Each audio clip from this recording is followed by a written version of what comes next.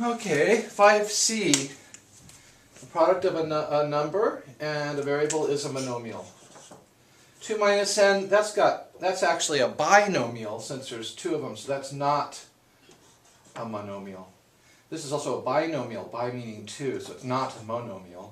This is a binomial because it has two terms, not a monomial. In number 10, we can write this as 5 times 3 is 15 SP, and this is a monomial.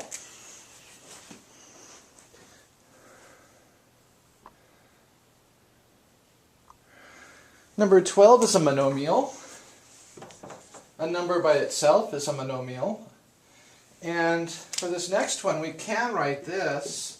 12 times 2 is 24, and 24 times 4, 16, carry on, 8, 9, is 96. So this is negative 96.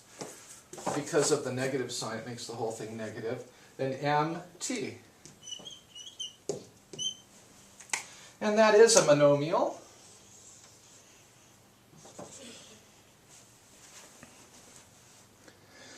Now, this has three terms. It's actually called a trinomial, tri meaning three, so this is not a monomial.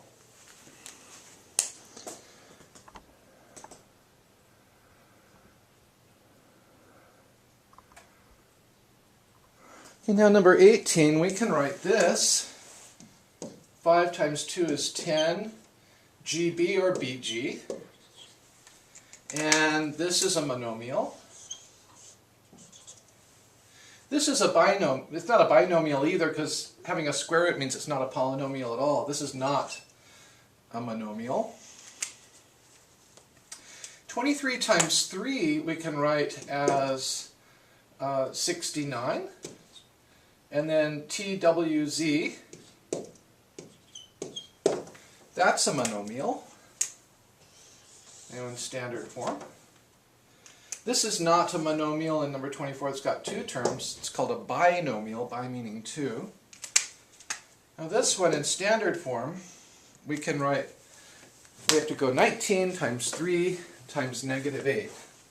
So 19 times 3 times negative 8 is negative 456. So this is negative 456 times y. And that is a monomial. Number 28, we can write 5 times 5 is 25. The negative makes it negative 25. And then MTB or BMT. And that is definitely a monomial. Finally, for number 30,